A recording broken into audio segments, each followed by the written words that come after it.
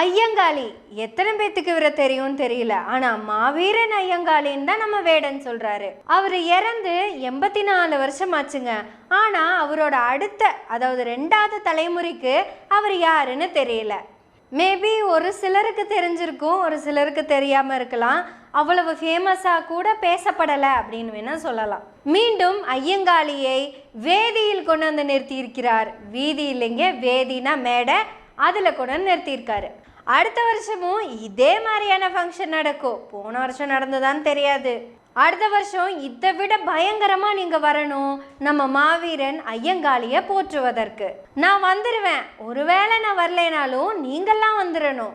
அப்போ അടുത്ത വർഷം എന്തെങ്കിലും തിരക്കിൽപ്പെട്ട് ഞാനില്ലെങ്കിൽ കൂടി മക്കളെ വരാനാക്കണ്ട, ഒരു മിനിറ്റ്.